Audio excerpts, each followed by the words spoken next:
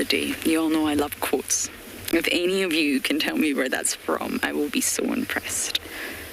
But I think it's time to reflect and be joyous on Hukumuri's life. And the thing that's affected me the most, and has been the most difficult thing for me, is that Simon and I were the last to see him, and we saw him cross. We saw him cross into the Mangulati, and we watched him. And that's the hardest thing for me to deal with. But anyway, I feel like I've paid tribute to him now, and I know we're all sad, and at least we can all remember the good times with the hook, because I had many. The hook made me laugh no end.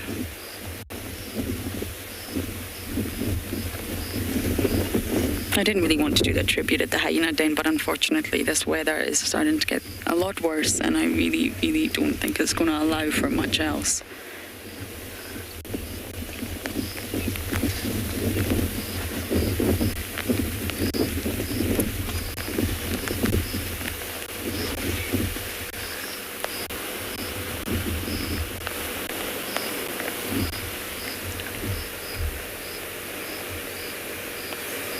It's all very peaceful at the den. I think Davy and I may need to put covers on soon.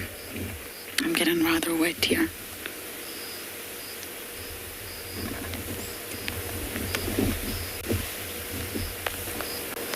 You know, we all feel the loss of animals, I definitely do. And I think they also deserve moments and tributes and silences, just as humans do.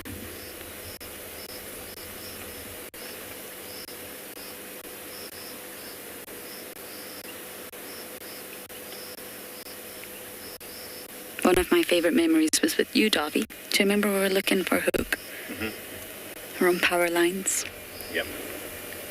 And then we couldn't find him, so we decided to do a segment on Impala. And the Impala were fighting. And then all of a sudden they started snorting, and we knew it. And all I hear Davy say is, leopard, leopard, leopard. And it was the Hook. Do you remember? Yeah, we were live. Yes, we were live. And my most recent sighting with him, where he decided to roll around the ground like a big, ginormous teddy bear with the most fantastic photos of him. Those are my two favourites. Okay, Jarrett, the rain's getting really heavy on us here. I think we are going to just need to put some covers on and protect the equipment.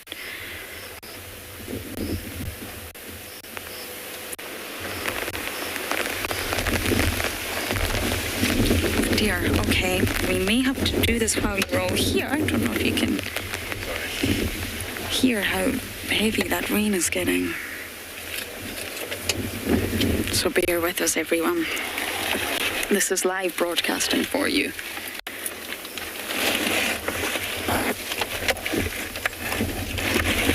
We just have really special covers that we just put on to make sure that all the equipment doesn't get wet.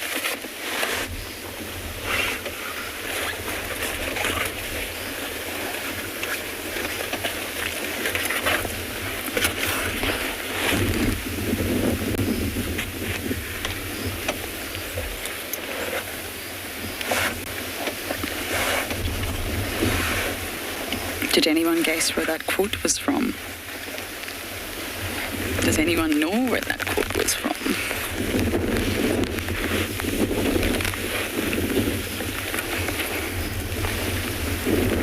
Okay, we've managed to cover some of the equipment. I'm also just going to put my jacket on. Bear with us.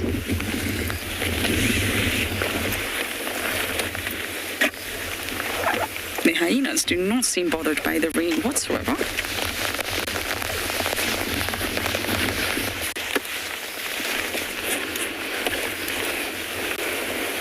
William, I do see that you know where it's from. Well done. One person got it. Okay, Davy, are you nice and dry back there? Sort of.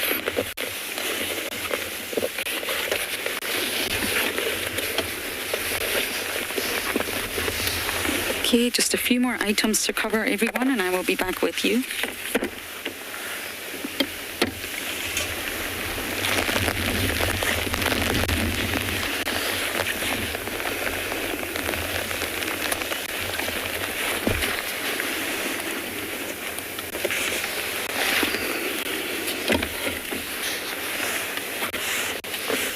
Okay, almost there. Apologies about that, everyone.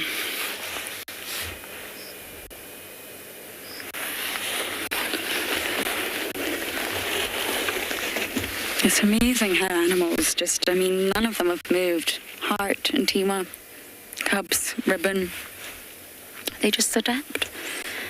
It's just a little bit of rain to them, I guess.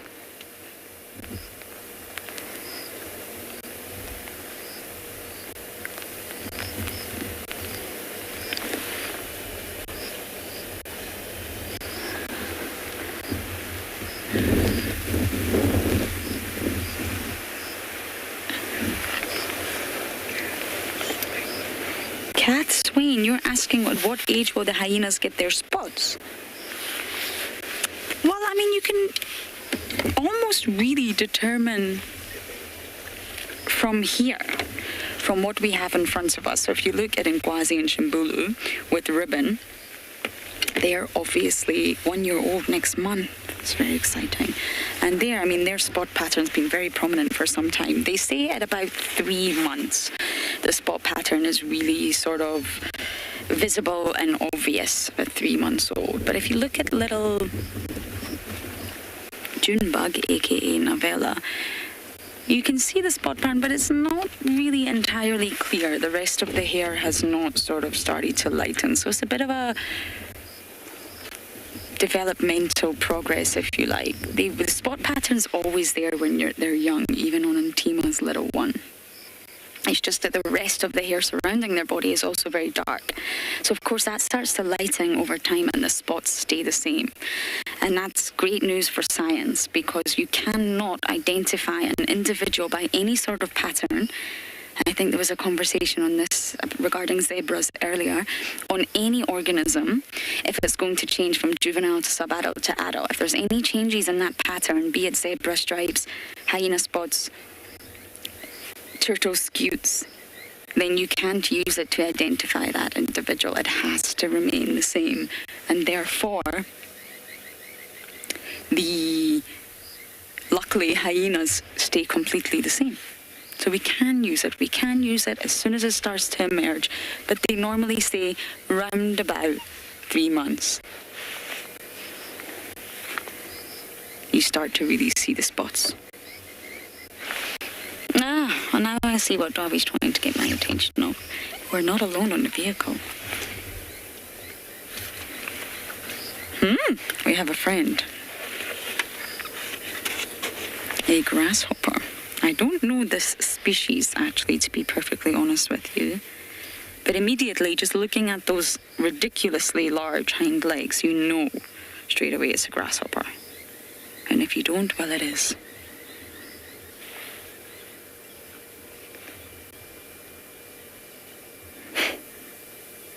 Clearly on a mission.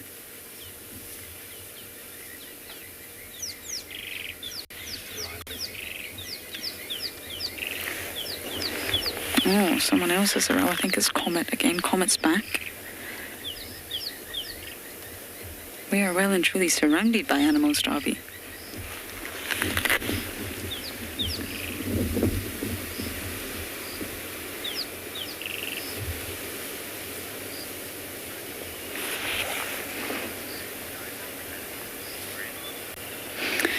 Fred, I have known this clan since I arrived.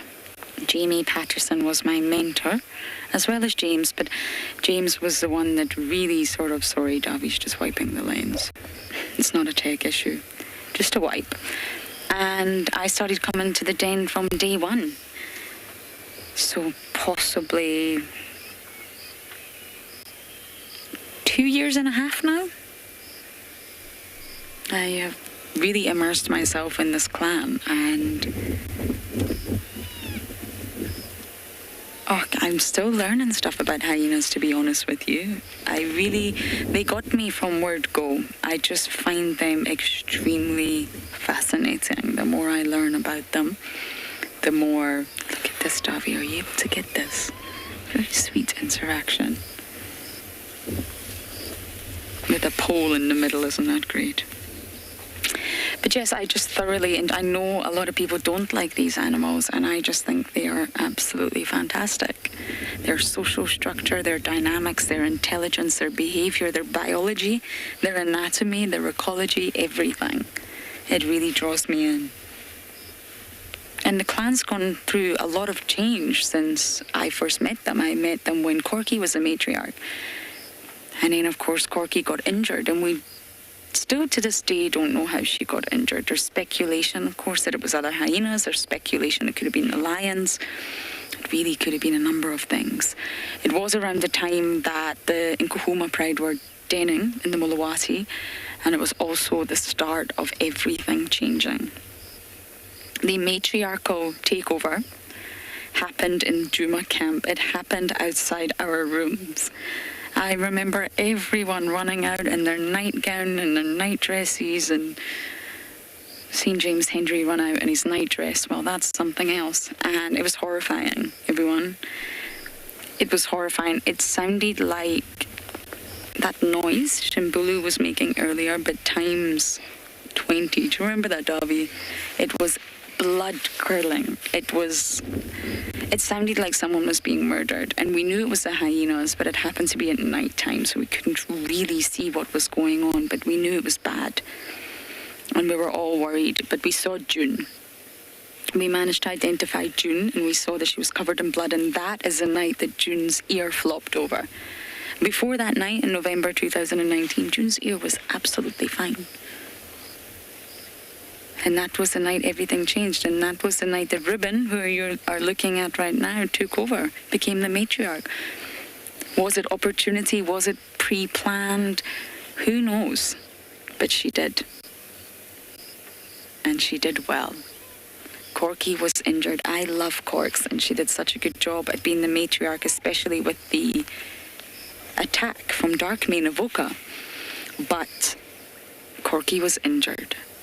I don't think at that time Corky could sustain her role as matriarch. She didn't have the support. Ribbon has got Intima. So even if Ribbon gets injured, she's got her underdog, she's got her daughter. And that's the night that everything changed. And it settled relatively quickly, in my opinion. And the clan is now thriving. Even Corky's thriving. She's got a daughter.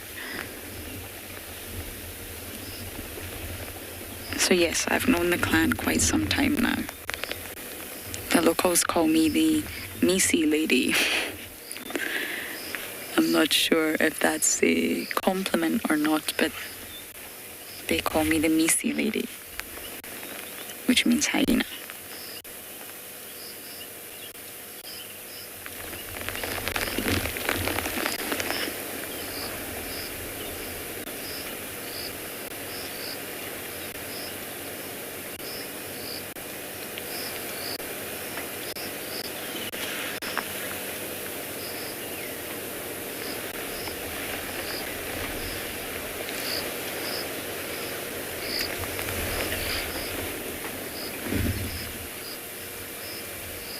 Normally we lose light about 7, but we're losing it rapidly here. Okay, while I sit here and get wet, we're going to send you across to Steve.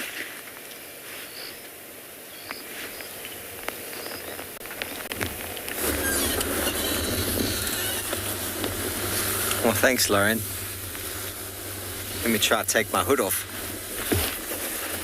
The rain caught us on our way back, but we saw something very cool in the road, but it darted off into Manuleti. I'm going to let the viewers guess. What do you think we saw that would make me so smiley? Make me so smiley. There's actually 2 of them. I only know that because of the tracks. Very small.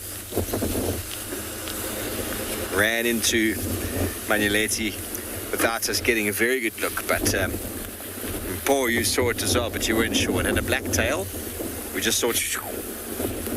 And then by the tracks, we saw a mother and a youngster. They're running. They've got a little bit of black down their back as well. Now, if you've guessed it, you know me well. If you haven't guessed it yet, you don't know me well. we saw a pair of honey badgers, which was very cool. But unfortunately, it was just like that. And then we got hit by a downpour, and we're now back on Djuma, trying not to get any wetter than we just did. Oh, what an afternoon. Oh, everyone was guessing a leopard. I mean, I do like leopards, everybody. Don't get me wrong. I do like leopards, but something always makes me smile like this. Honey badgers, my favorite animal. They're very tenacious. They're far smaller than you think they are.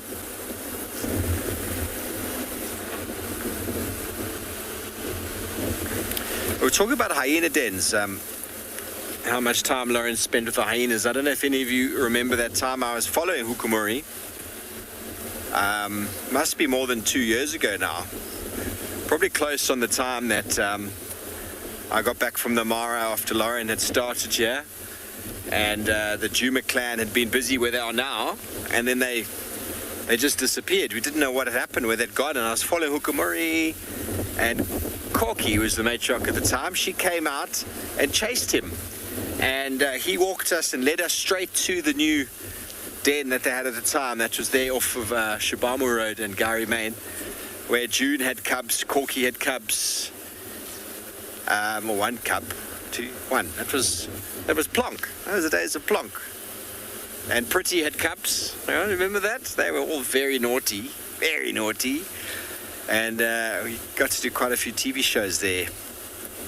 So Hukumuri took us there. I mean, we probably would have found it, but he took us there, and then we had hours of entertainment with that. Not as much entertainment as the den that they're currently at has provided, but there was a lot of entertainment. I do remember. Old Hook. Very good times. Bit of an emotional day for me, I must admit. It's not just water running down my face from the rain. And as Taylor said, quite an ominous sort of day. It's got that sort of ominous feel to it, and feeling quite heart sore. That's all right. We might find something special this evening to brighten the mood. I suppose the mood was brightened a bit with a brief glimpse of some badgers. But they're not often seen for very long. Unless you've got them hunting monitor lizards, then you can watch them for 2 hours. The director doesn't even come back to you anymore because it got rather gross.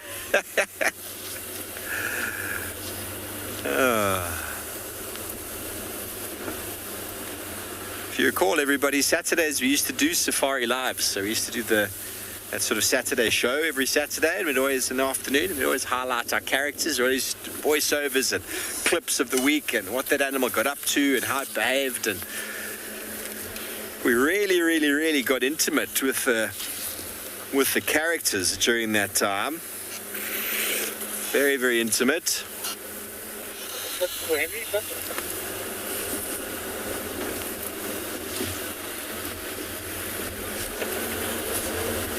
The sort of western side where we are is an area we used to look. These animals can't really seek shelter. I mean, they try to hide behind a bush, try to go underneath the tree. We had a snake eagle this morning that tried to find some shade, but was dismally. I wonder if these drongos are.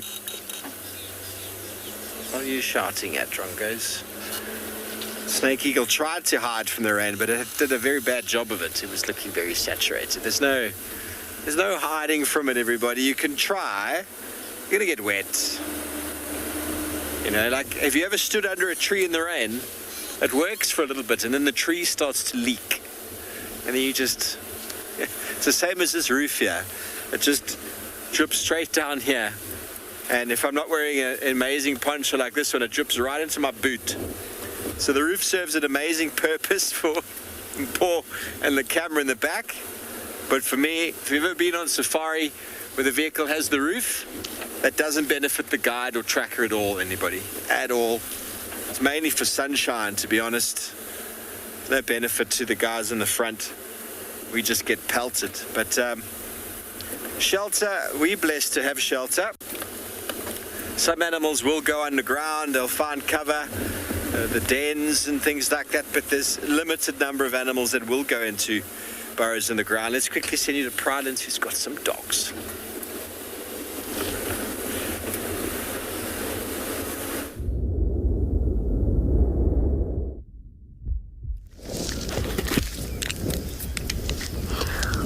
Right, after eventually making our round towards Impala Plains, we have one of my favorite carnivores, a jackal, a blackback jackal that is eating something. I'm actually looking with my binoculars at the moment because I'm able to see better. It's eating an impala!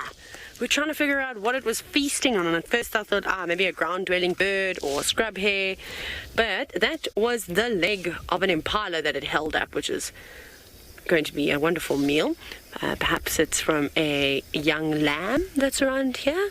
There's been quite a few injured lambs, which would make for an easy meal for a jackal, though it doesn't need to be injured.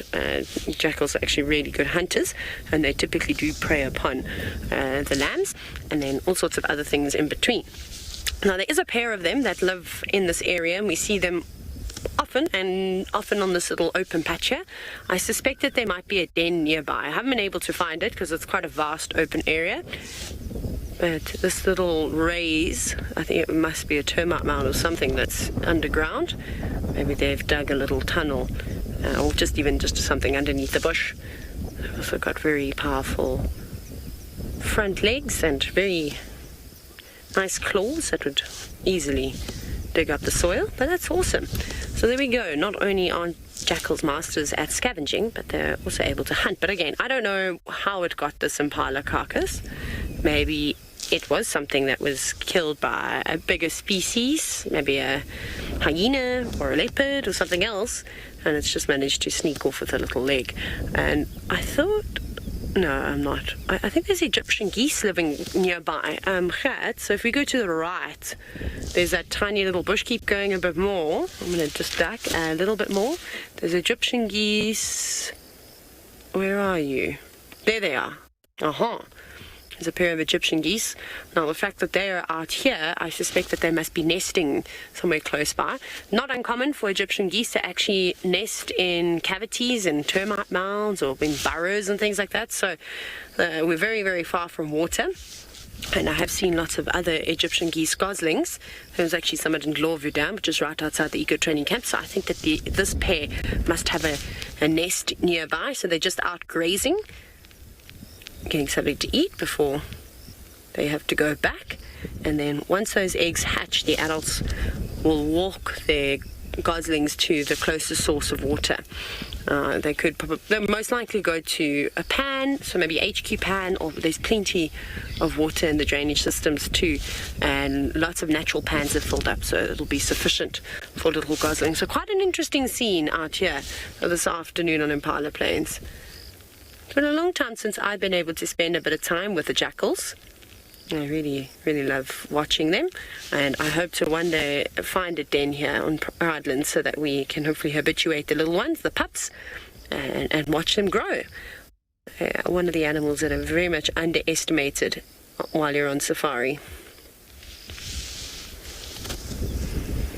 Megan, you commented and said that jackals are amazing little creatures. Yeah, they really are. They're resourceful. They're very sly and cunning. I really like them, and very much opportunistic. So, I mean, tonight this jackal is lucky. You can see he's got a nice big full belly. I don't know if the entire impala carcass was over there, or like I said, if it just collected a leg from somewhere else and has brought it here to eat.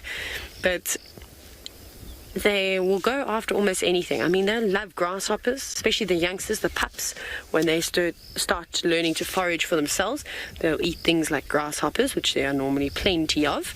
And if there are little pups around, they should be a couple of months old now.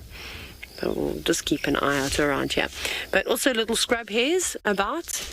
And like I said, lots of ground-dwelling birds. Eggs, any eggs, they'll snatch those right up too. And then, of course, if there's any fruit that has fallen from the trees, jackals have their digestive systems are able to handle fruit too. So they're actually omnivores, which is awesome. So if there's not much around, if there's definitely fruit from the jackalberry tree, they will love to eat that. I've never seen them eating marulas, but I don't think that they'd be able to eat marulas, which is the fruit that is available at the moment because of that big stone inside.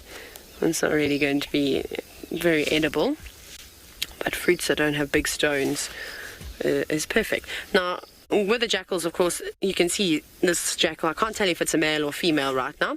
There's not much flesh on that leg, and you can see it putting the entire leg, just across its jaws, and it's trying to crunch down on it, but those bones are obviously just too tough, so they don't have the bite force anywhere near a hyena.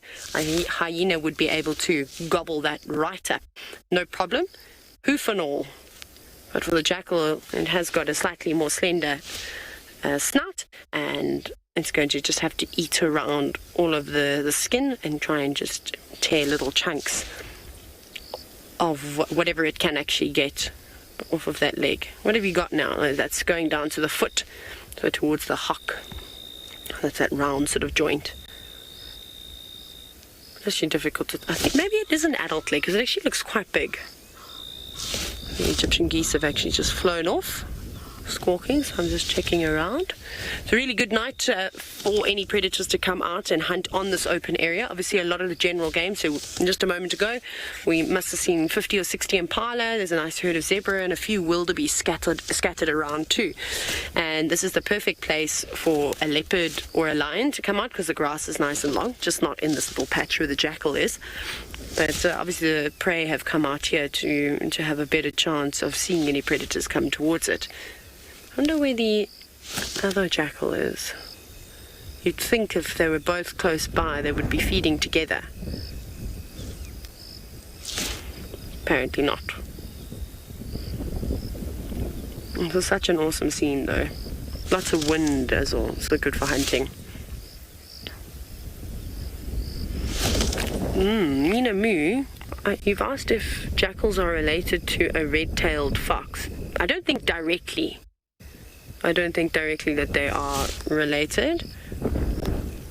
I'm actually not sure. We don't really have any, not in this area we don't see any foxes. Obviously we've got bat-eared foxes and Cape foxes that we can see in South Africa, but unfortunately this is not the right area, and those two species don't look anything like what I imagine a red-tailed fox to look like. So no. I'm just having a quick scan around to see if anybody is just coming out of the tree line. Not that I can see, although you can see it's getting quite dark now. We'll probably have to switch over to infrared very soon.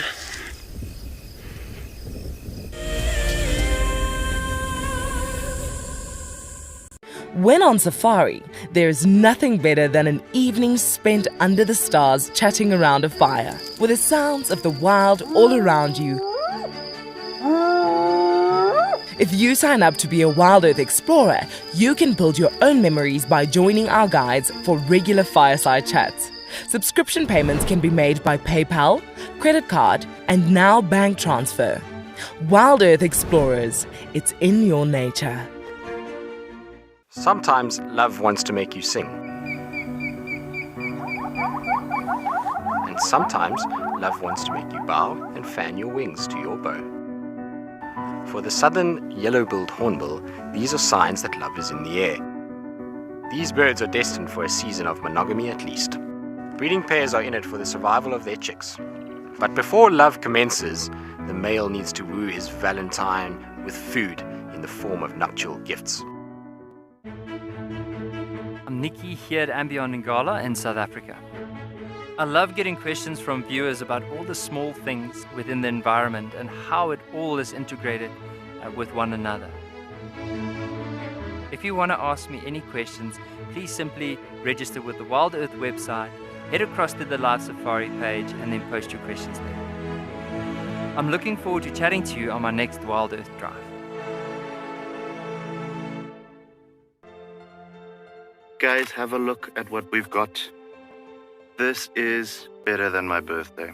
Look at that. This is the first time that I ever see cubs this small. This is so special. This is officially just become my best sighting of all times. Tune into WildEarth every single day. It's in your nature. My favorite animal is a leopard, purely because I just think they are just the epitome of feline grace and power, and the way they can move about in any environment and remain hidden until they want to be seen, I just find incredibly intoxicating, and they're amazingly beautiful.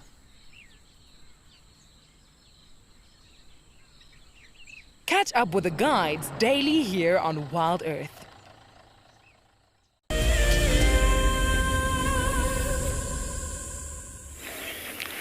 Lots of drama at the den. It's hard for me to see completely what's going on. Shimbulu took another tantrum. June's now here. Who's that, Davi? Can we just...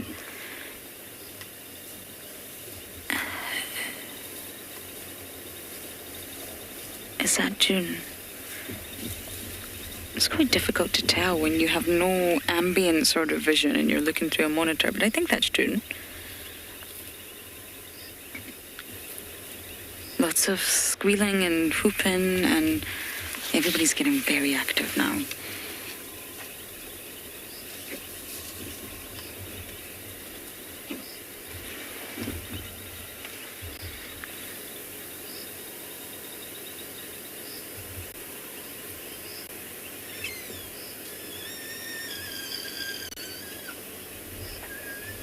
Ruben, you look tremendously full. I have no words.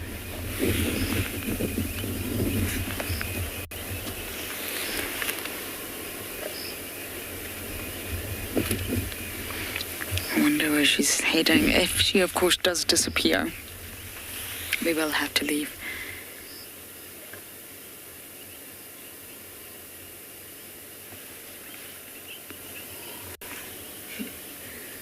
It appears like that might have just happened.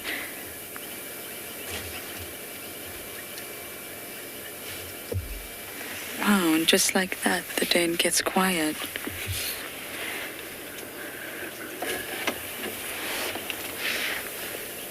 Actually, they're all at the other side. Let's just... No, there's an adult coming. Sorry, I can't see with my own eyes. I can only see through the monitor. Matthew, believe it or not, hyenas are closely related to mongoose. Would you believe it? They're in their own family, Hyenidae, with the striped, the brown, the spotted, and the aardwolf. That makes up the Hyenidae family. But in terms of sort of who they are closely related to, they are actually related to mongoose. Would you believe it? But if you have to choose between the Canidae family and the Felidae family, the cats and the dogs, they are more closely related to cats. Not closely so, but if you had to say who they are more closely related to, it's definitely the cats than the dog. But within the order Carnivora, flesh devourers, they are more closely related to the mongoose. I know. Some people are quite surprised by that.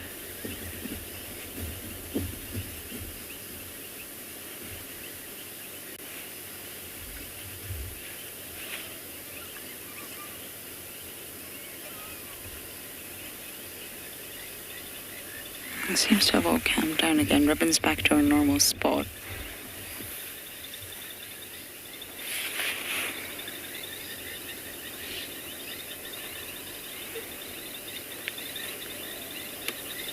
No, that's not Ribbon, is it?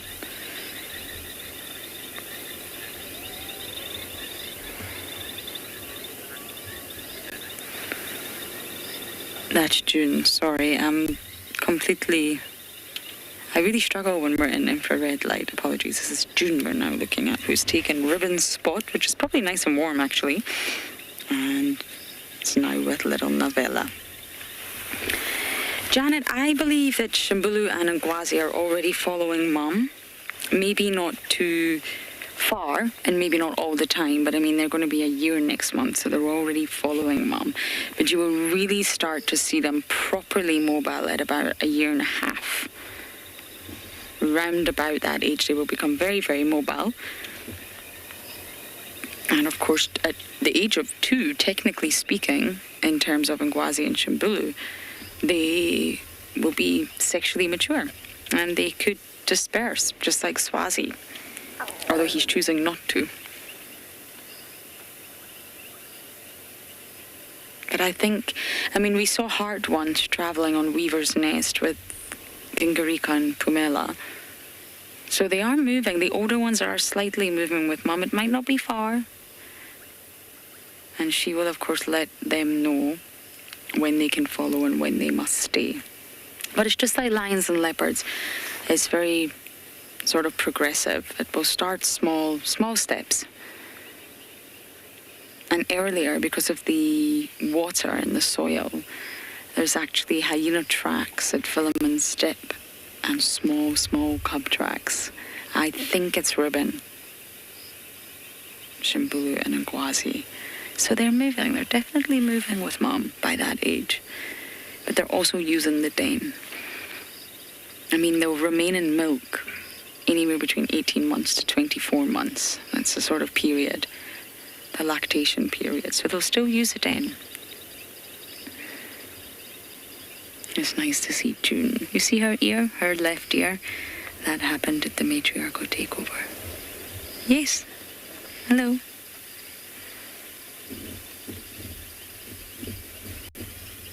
We think June could possibly be the lowest ranker now, but still to be properly conclusively determined.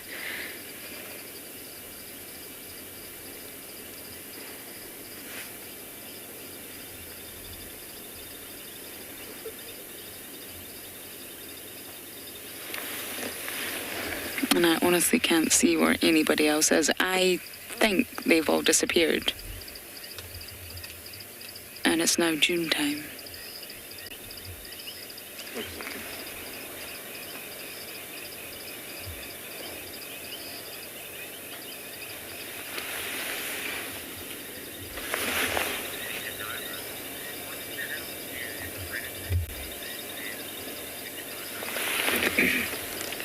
Nick and Nova, the cubs would run immediately inside. And if it was a leopard, for example, one single solitary leopard, all the adults would probably chase it. Ribbon and Tima, Hart, chase the leopard away, stand their ground. It's interesting when elephants come here. I know elephants are not a predator, but it's an interesting interaction to watch. If a lion pride came here, an entire pride, let's just say all of the Talamatis and Darkmane, it's a numbers game. So I really think the hyenas would probably just scatter. They would just make some vocalization and they would just run. But one single leopard, they absolutely would not. The cubs would run inside. But the adults would just make small movements towards the leopard and the leopard would be gone. So it really depends. Again, with wild dogs at night time, they would not be moving, but there's so many interactions that you can view online of hyenas and wild dogs. Wild dogs are used to hyenas following them day in, day out. It's not a surprise. All the predators are very familiar with one another. They know the dangers. They know when they can stand their ground. The other night, Davi and I had a hilarious sighting with Maribes and Falco. And Maribes was chasing him. He's a lot smaller than him. He's very petite. And they were standing next to each other, and it was just such a wonderful visual to see a small, young leopard cub who's not even a year yet next to an adult male hyena, and the size difference. And then they both just fell asleep about 5 meters apart. They're all familiar with one another.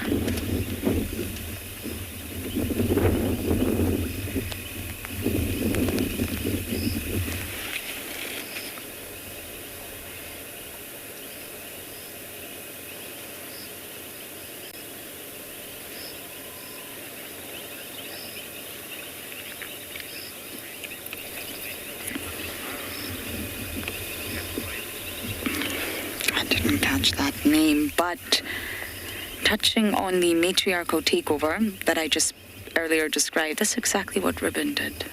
Ribbon was the lowest ranker. I remember the days of Ribbon and Peddy, and Ribbon was very, what we would loosely term, depressed without anthropomorphizing too much.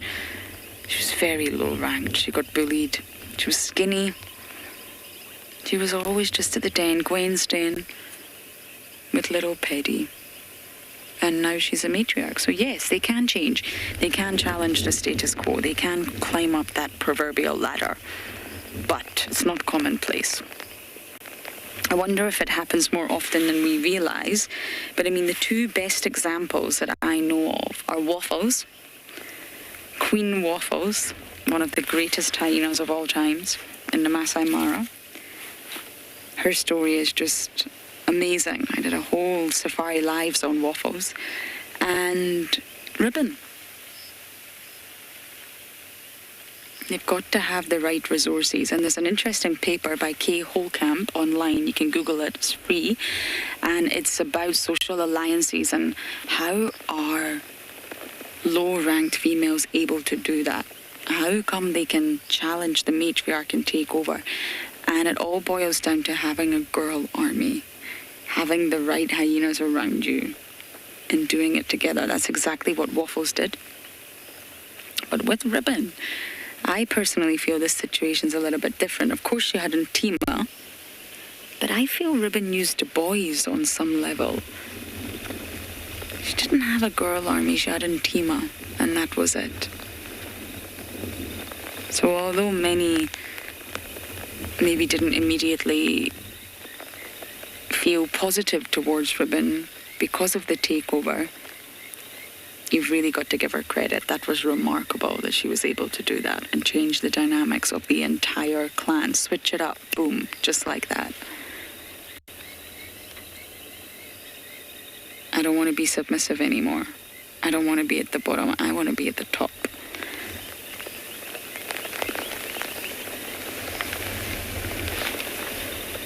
And now you're at the bottom, June, aren't you?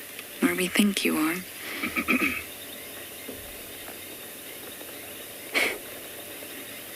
If June really is at the bottom, if we are correct in our thinking, then little Novella here will be the lowest ranked in the entire clan.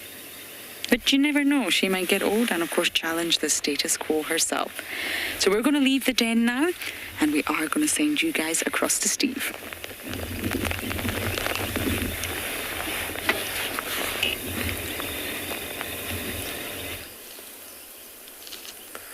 Well, this individual here has got no challenge required.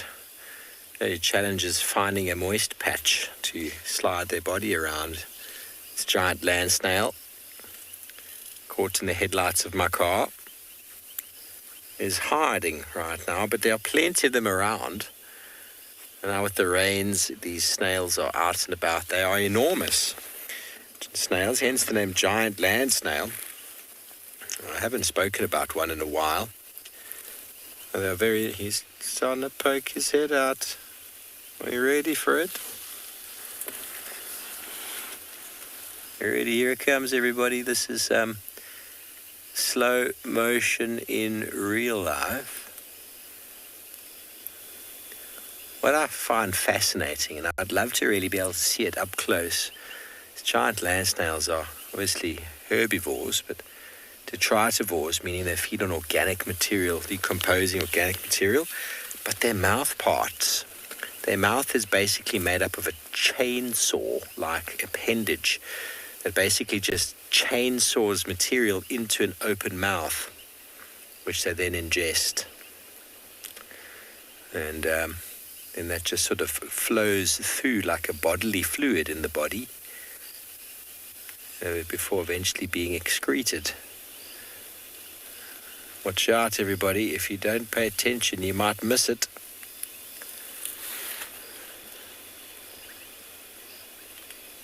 And I've told this story before, but there was a gentleman who started breeding these for export for the escargot market, because they're far bigger than the normal snails you'll get in France. Those are all about, the size of a thumbnail. I mean, these guys can get up to the size of your palm of your hand. So pound for pound, you'd think he would have done well. I don't know what happened to him. Haven't seen anybody advertising giant land snails for the market price. Oh, I can hear lions calling to the south, quite far off. Don't think the snail's in any danger.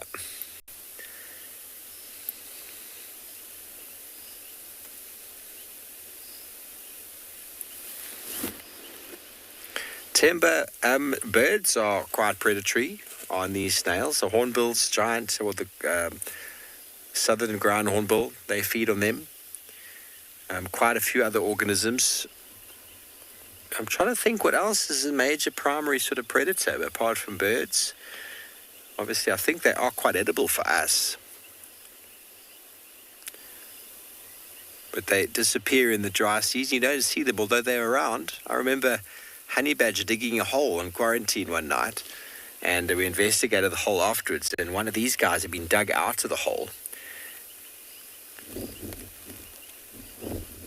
So I reckon maybe small mongoose would also maybe go for them.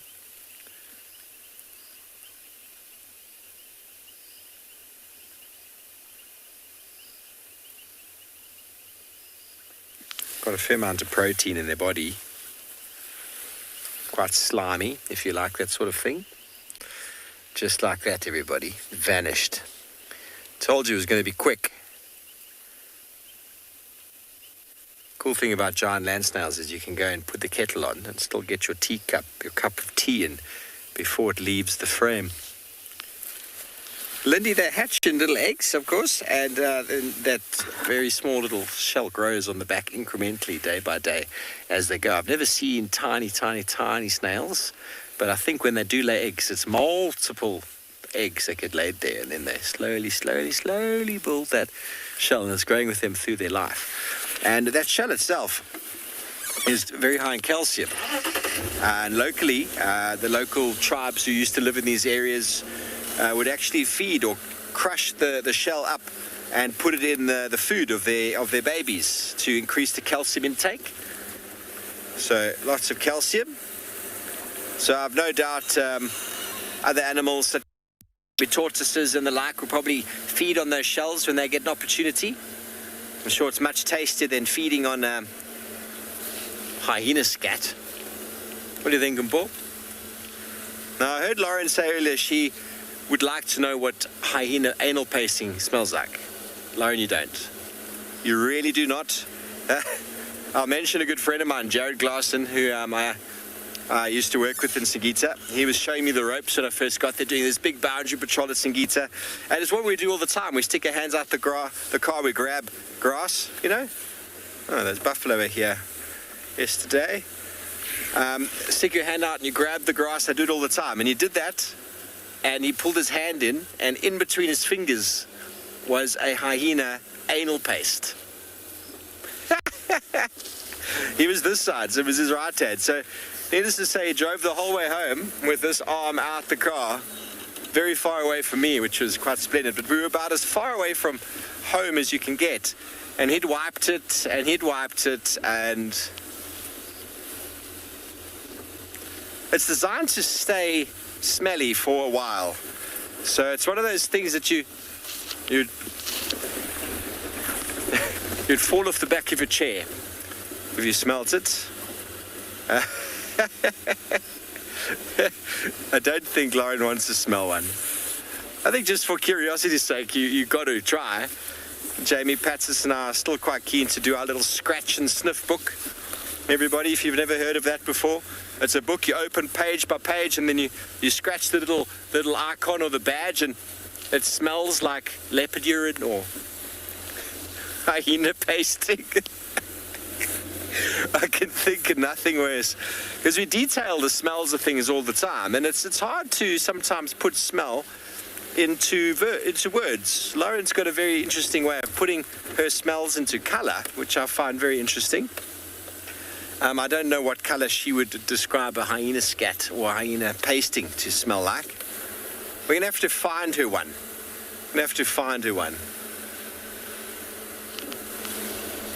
And then we'll get her to do it on camera. How's that sound, everybody? We've got a couple days to do that. Not sure if we'll manage. We've got a Dacre on the left there, Paul. I'm going to just switch off the lights and everything, and you go to your 9 o'clock, and we'll get ourselves a Dacre. How does that sound? Just over here. Are you ready, everybody? Dacre doesn't know that we're here. Somewhere there. More left. No, that's a plant. Let's go back a bit left. A little bit more left. I swear I saw a Dacre.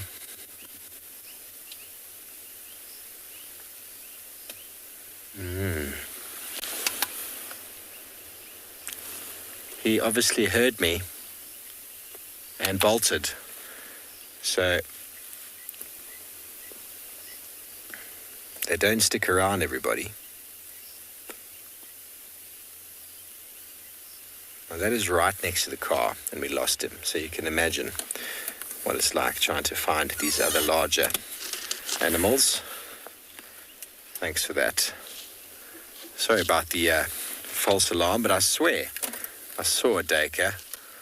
But we're going to slowly make our way back towards camp to get nice and dry. And let's go ask Lauren what she anticipates a hyena pasting would look like from a colour point of view.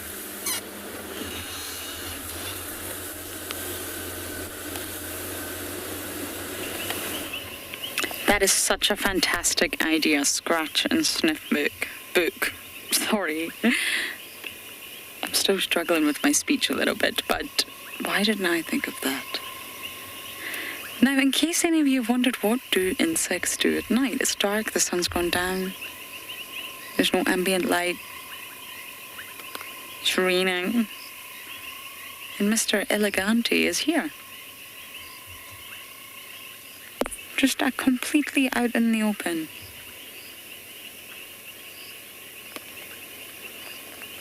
Getting rained on. I would have assumed that they would have maybe gone a little bit thicker into the vegetation to try and at least seek some shelter. But no, we're just hanging out.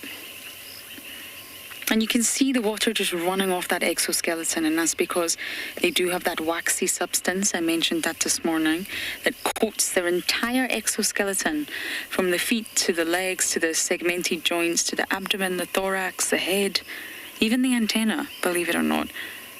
And this is to prevent dehydration. And also, of course, they're not going to get waterlogged. They're not going to absorb water in any way, shape, or form.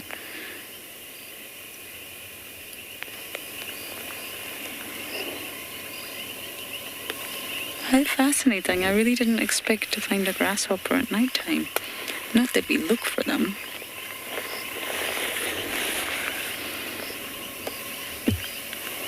Normally it's the sort of nocturnal ones that come out at night time. But these are definitely diurnal.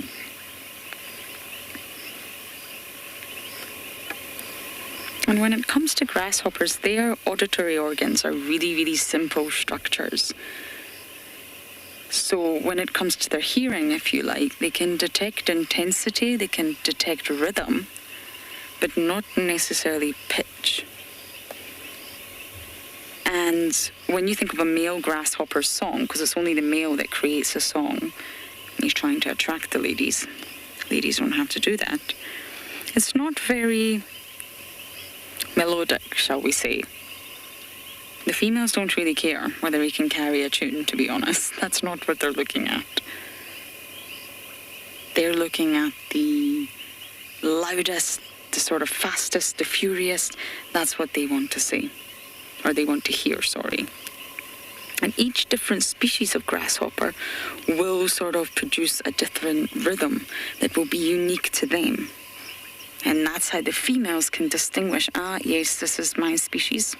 That's the male I'm going to choose. Maybe they might sound similar to us, of course, but they have their own rhythm. And this is what allows courting males and females to find each other. But the auditory organs are very, very simple. It's not a complex structure.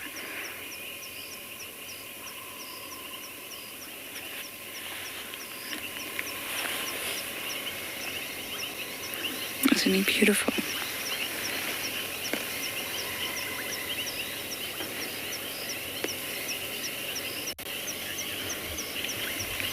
Danielle, you're 12 years old. And these grasshoppers are also called the rainbow grasshoppers. So they're really, really brightly coloured, which is just stunning to us. We're visual beings. We rely heavily on our eyes, those that can see, of course, very heavily. And to us, they're stunning. Very aesthetically pleasing.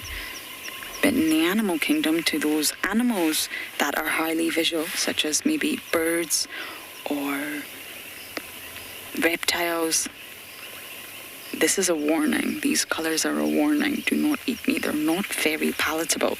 You will find other animals eating them, but that's the only the animals that can actually handle the toxins. And the other day I had a fantastic sighting with a greater spotted cuckoo, and it was eating the grasshoppers. That's a larger bird, so they can obviously handle the toxins. But maybe smaller animals cannot. So they're not entirely palatable, and they are being honest about it. They're not lying, they're not mimicking. They are saying, hey guys, if you choose to eat me, you're going to suffer the consequences. So birds are your sort of best bet that's going to swoop down and eat up the grasshoppers. The ground hornbills will absolutely love these grasshoppers too. I mean, summer, there's such a plethora of insects around. It really is a feast for birds, reptiles, amphibians, mammals. The small carnivorous mammals will eat them.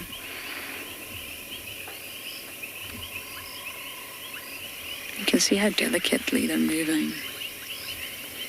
It can be easy to coordinate 6 legs. I trip over my own feet all the time, and I only have 2 legs.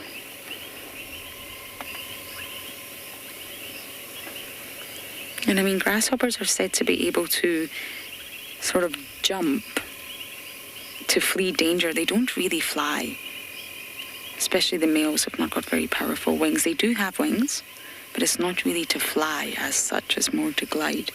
And they say that if humans were able to jump the way a grasshopper does, we would be able to easily leap the length of a football field. Can you imagine that? And how on earth the grasshoppers do that? It's all in the big legs. It's all in the hind legs. That's where the power comes from. Get some more light. It's almost like a mini catapult. Spring, and into the air they go.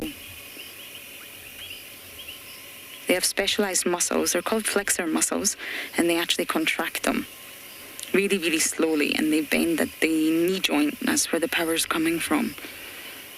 And there's a really special sort of cuticle within the knee that acts as a spring. So it stores up all the energy, and when that grasshopper decides to relax his leg muscles, the spring obviously releases the energy, and boing, into the air we go. Okay, Mr. Grasshopper, I think we should let you be. I think you should seek shelter. I don't know where any animal really can shelter from the rain here. It is very, very persistent. Relentless, the rain today. But at least we managed to have a dry Hyena Den segment for quite some time. It's so lovely to see all the cubs since they've gained their names.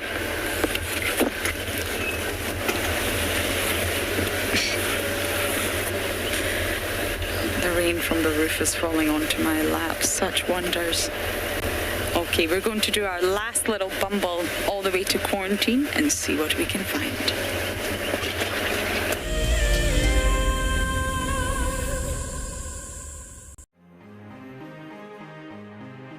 Hi, I'm Sue. I'm from South Africa and I'm the incredibly lucky winner of the Tswalu competition. Tswalu has so much to offer, but we're really looking forward to the game viewing options, as going out with a personal guide who has so much knowledge will just be exceptional. Motsi Lodge looks absolutely amazing and we're so looking forward to spending time there. It really is out of this world. I only registered as an explorer towards the end of January, so when the email arrived stating that I was the winner, it took me totally by surprise. I'd just like to thank WildEarth and Tswalu for this most incredible prize. It really is a dream come true. WildEarth Explorers, it's in your nature. Riverbeds are a great way to find water and look for places where elephant have excavated hollows. You can then dig into the sand, and after a couple of feet you should find damp sand, which then can be squeezed out or siphoned off for water. And with water being one of our scarcest resources, it is a good idea to conserve water where and how you can. My name is Ross and I'm a field guide at andBeyond Phinda Private Game Reserve. I love getting questions from guests on WildEarth because I love sharing and learning information about nature with new people, and it also makes me feel like you're all joining me in real life. If you want to ask a question on WildEarth, then you need to register on our website. Once registered, go to our live safari page and submit your question below our live feed. Look at this, the little one is up and about. Certainly hasn't had enough milk at this age. No amount of milk is enough. Oh, Corky. Too sweet. Oh, look at this.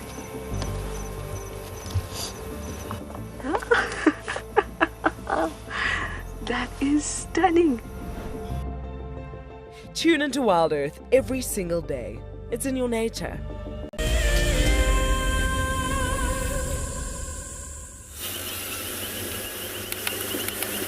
Hello everybody, welcome back. We're just coming past Djuma Dam now. We had a hyena moving away from the dam camp. Went into the drainage south of the dam itself. There's just a few impalas here on my right hand side that seem a little bit jumpy. I don't think that's got anything to do with anything other than it's just the weather. Sorry, impalas. You don't really want to shine in them at night, everyone, so just going to move out of the way. Carry on up. They're not alarm calling or anything, they're just a little bit jumpy. Maybe the hyena gave them a hard time.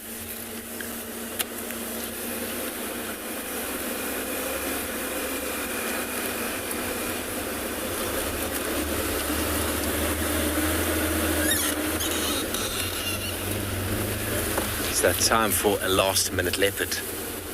Hashtag last minute leopard on this Saturday. I've tried very hard to find a cat today, everybody. I really have. But these things happen. Oh, the smell of wood smoke. Both Tibeta Lodge and, I think Tibeta and Voyatela have got guests in again. So Djuma guides are out and about. They're having a lovely little fire. Maybe they'll be cooking some meat on the braai this evening. All the South Africans are salivating all of a sudden at the thought of a nice braai in the African wilderness. Yes, indeed. Well, everybody, we're just going to take one little turn through quarantine here, and maybe our last-minute leopard will reveal itself. It seems like the rain has stopped for the moment. Hopefully the morning will be nice and dry, and we'll be able to pick up on some tracks of some of our wonderful cats that have been moving about in the night. I'm almost certain they've all got kills somewhere, and we just haven't seen them. Often what happens after some windy, rainy days. So we'll be looking hard in the morning. And I found a very cool plant this evening that I'm going to go back and show you tomorrow in the light. I don't know what it is, so I'll have to find out what it is as well beforehand. If I don't, you can help me. A little creeper. These beautiful little hanging flowers, which I've never seen before. So blessings to all of you on this wonderful Saturday evening. I hope you have a wonderful evening, day or morning further, wherever it is you might be. See you tomorrow morning bright and early for the sunrise safari. From myself, Lauren, the Tswalu crew, the andBeyond crew, and FC, as well as Pridelands. Thank you, until tomorrow morning. Thanks for questions and comments. See you then. Good night and goodbye.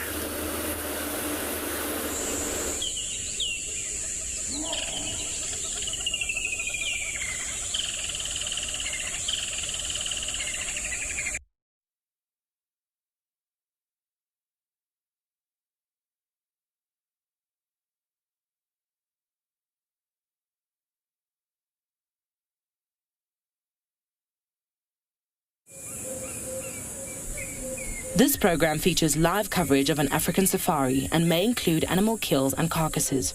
Viewer discretion is advised. A very good morning to you all. Although it's raining and it's slightly chilly and windy and just overall wet, we've just been watching a very precious moment there with the impala. They're wet, but of course they've got to go about their daily duties, and I think that's a newborn lamb. So as long as the weather holds up, we're going to try and stay out for you. We're going to bumble